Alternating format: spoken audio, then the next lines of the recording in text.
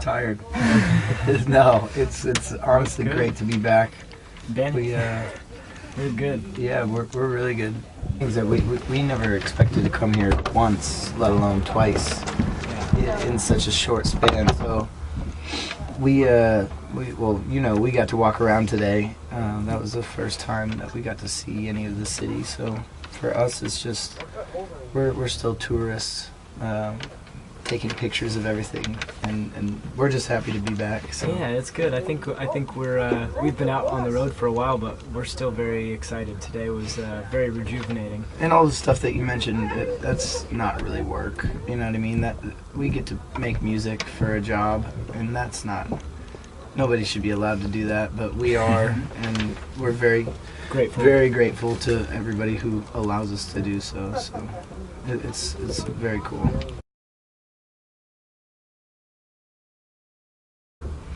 No, just because I guess lyrically everything came from a sincere place, so it was easy. Just because I was telling stories of my life, or recounts of things that actually happened. So it wasn't too hard. The hardest part is breaking down that wall initially, and letting people into what you're letting them into. It's kind of intimidating and a little scary, but now that I've done it, I think it's a very important, hopefully positive step that I took lyrically and songwriting wise. Us as a band, the songs kind of came about the same way, as they always do, which is very cool, because it makes it so that it's still the Maine, it's not like it's a different band. It's still the same 5 people in a room after an idea occurs, that we get to kind of be hands-on and make it a Maine song.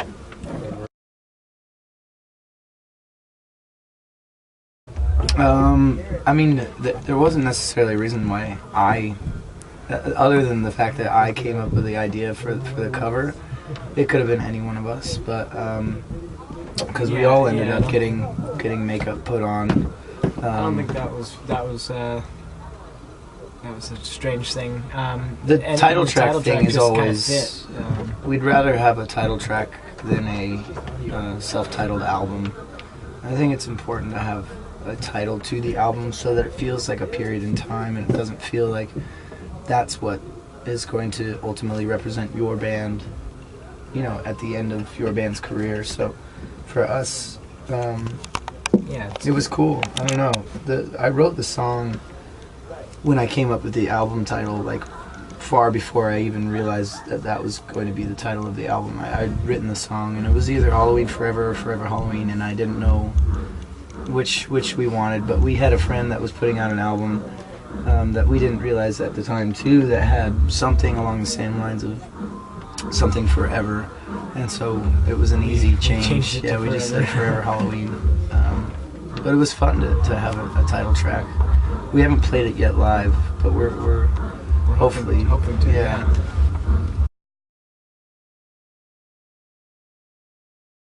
I think it's a very upbeat song. It's something that we thought would just kickstart the record, kickstart the people listening to it. It's something that we felt kind of that people who had listened to past material would associate with quickly. It was a gamble. Yeah, it's always hard picking the first song. Because it's hard because you don't know what everybody's going to like. But we felt like that song was the most down the middle, for people who hadn't heard us before, and for people who had given us a listen in the past. So yeah, it's always weird, but the cool thing is that we were proud of every song. So each one came out first, but ultimately you have to release something first,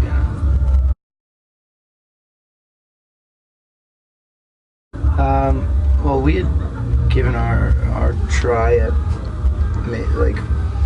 having a concept of our own for Love and Drugs, and it didn't really pan out. It ended up kind of falling to the wayside. It just didn't work. It just ended up that's not putting what we it wanted nicely. So Daniel Gomez, who did our music video for Misery, we talked to him and he agreed to do a video for These Four Words and for Love and Drugs in the same weekend, actually. So we filmed These Four Words. It was just a single shot. And Daniel, I had the concept for These Four Words. It was it was just an easy kind of call because of what the song was about. But Love and Drugs just came about by Daniel listening to the song, talking with me about what the song was about, and he ended up coming up with that storyline. And we trust him enough to let him just do whatever he wanted. So, for us, it was really cool because he got to express himself through that video, but that's his interpretation of what the song meant to him. So I think that's the really cool thing, is that we wrote the song and then he listened to the song and directed a video. That's what he does. He directs videos. So I think it's really cool. That's like what I think collaboration.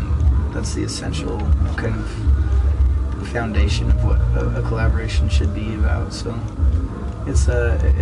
we were super excited with the way that it all turned out. Yeah.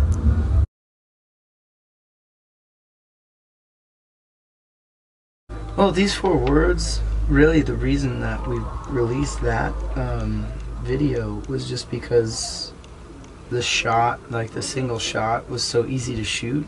I only did 7 takes of the video, and we felt like it, as opposed to just putting out a lyric video, it was more important to put out a video with some sort of concept, some sort of concrete kind of idea behind it. And I think between the 3 songs, I think there's some variety. They kind of showcase different aspects of the album. So yeah, and in the past we've worked with a lot of record labels in the States that have kind of made us run by like a formula. So you have to have a song out, you have to have one song, and then let's focus on that song. Well, we chose to have the 3 to kind of showcase the album, like you're saying, but to just let people listen to more than just one song, because we were really proud of the entire album, the whole album, not just one song. We're proud of when you put the album in your CD player and then you play it. Well, nobody has CD players anymore, but you know what I'm saying. So yeah, I think it's important to just kind of spread the love across the album, and maybe there's somebody that finds something in one of those songs that wouldn't have found something in another one. So, it's also an opportunity for us to, expose ourselves. That's a bad term, but just to reach out to more people in different ways.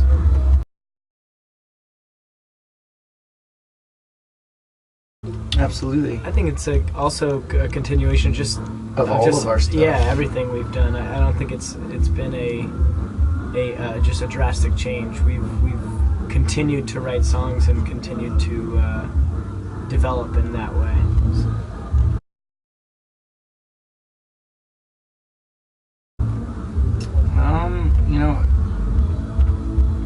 The ones that are here, they like it, and the ones that aren't don't. That's as simple as it is, and that's what's really cool, is that there are still people coming to our shows. I think in the past, I think it ends up. We grew up with a bunch of bands that, in my opinion, survived, and I say survived because a lot of the bands that we grew up with aren't bands anymore. I think they survived by gimmicks. And we were clumped into that category. We had matching outfits and silly hair and neon clothes. But it's really cool for us to still be a band 7 years, 8 years later, and to stand proudly behind what we have done in the past.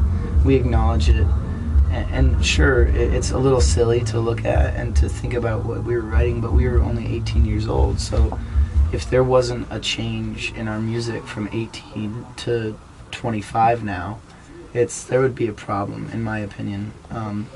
And that's what I think the real problem is with bands that we grew up with that are still making music today is they're all sounding the exact same as they were 7-8 years ago. You can feel the lack of sincerity. Yeah, I think it's also when an album for somebody else doesn't do as well, they start to panic. And they think, well, I have to go make the album that I did really well on. I have to make that album again. And for us, we could have made, we sold more records with Can't Stop, Won't Stop than any other record, but we wouldn't ever want to go back and remake Can't Stop, Won't Stop because it's already in the past. We already did that, and I think it's very important that we push ourselves as, musicians, as artists, as somebody who creates, because I think that's only fair to the fans that have stuck with us, and the new fans that we're gaining is that they acknowledge the idea that we're trying. Right, that's it's part really of it would be really music. easy for us to go sound like One Direction, and we could do that, but that we wouldn't be able to look ourselves in the mirror. I think that's the most important part, is we can look at that poster and be happy with the people we were, dressing up in those clothes and making the album we just did. So,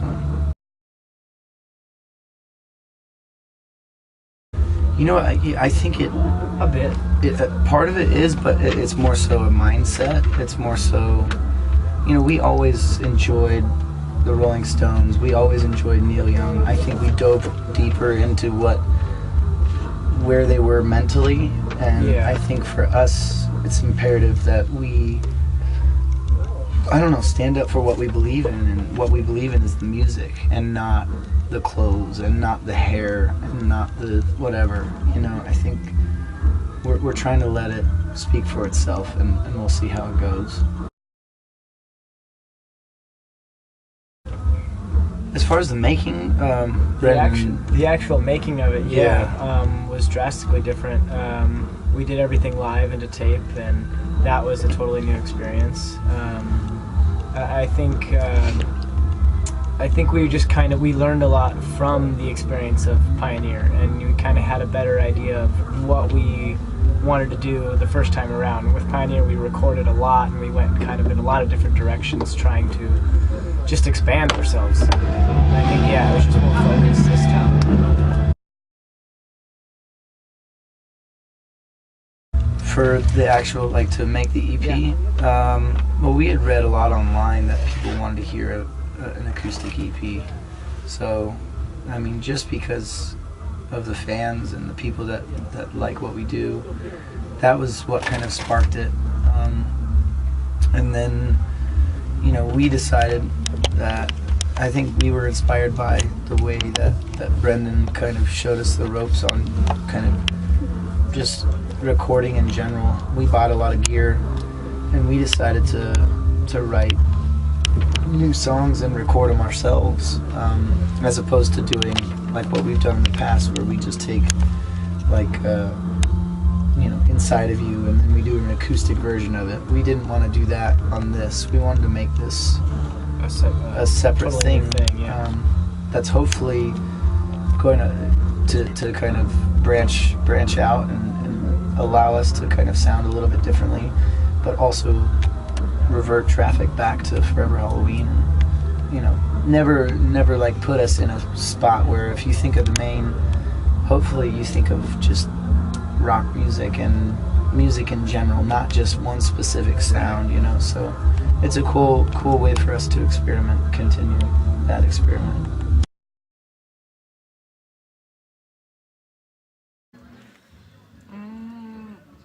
No, I think that's what's cool about doing them live, is that it's a new experience, and people all have their iPhones anyway that they all take video on instead of watching the show anyways. So they're all just standing there like this, and they'll put it on YouTube tonight, after the show. So I think it's a cool way of, one, for us just keeping things fresh, but also two, for somebody that might have seen us last year, here, we bring something new, so that, and we don't do it to every song.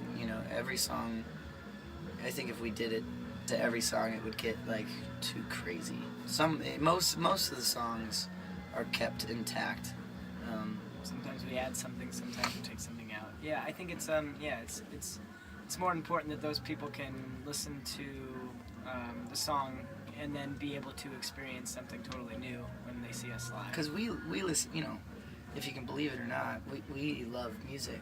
Not only our music, but we love going to shows. We love listening to live albums. We love watching stuff on YouTube. So we look up to, you know, bands like Wilco and Neil Young. And Neil Young is like 70 some odd years old and will jam down by the river for 21 minutes.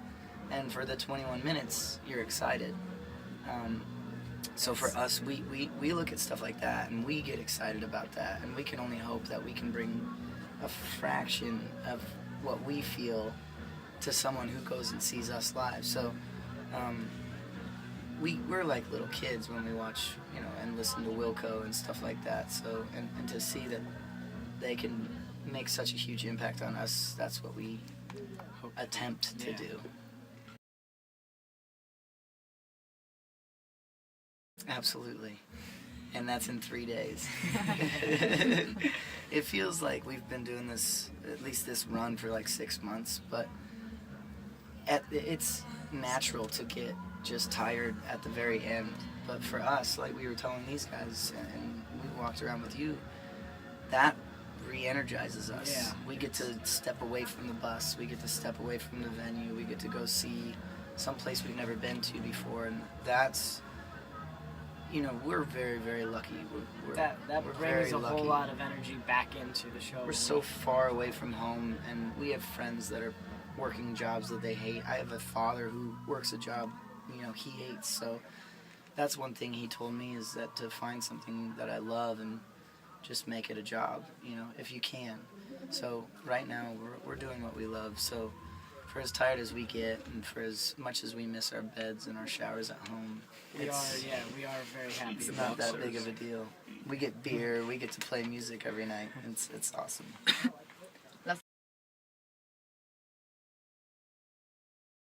Oh man, cut your hair. No, I'd say it's hard to like want to tell you. Yeah, I mean, want to tell yourself to do anything different, because I would maybe not feel the way I do now if I hadn't done the things we did, you know. I would say just go see more things and listen less to what people are saying. When we first started, you know, growing up as a band on the internet where we first began, it was easy to get caught up in everyone's opinion. Gossip, yeah. You know, it's easy to listen to people say, I hate what you're doing, blah, blah, blah. This is an Incubus song. Yeah. Right, sorry, but it's, you know, it's one of those things that if I would have been able to really, really enjoy and accept the fact that people are coming to the shows back then, I really did enjoy it and appreciate it, but I feel like I could tell myself now at that age to just really embrace it and really cherish the actual human interaction that you're having, as opposed to the online stuff, which does matter and which we do recognize. But you know, we met a lot of people from record labels in the States that promised us a lot of things, and you know, it never really, fortunately, actually, none of it all came true. A lot of it didn't, which I think is really the reason that we're still here today. We didn't really try to grab the low-hanging fruit, and I think that that's the reason that we still can make music. Because, like I said, a lot of those bands tried to push all their chips in early, and it ended up backfiring because they can't play music anymore. But yeah, I think we for just us, tell ourselves to keep being true to what we believe in. And not compromise for anybody else's sake. Damn, learn some Italian. Yeah, learn some Italian. Have fun. That's what I would tell myself. Have fun. I probably had too much fun. Actually, I would tell myself, be safe.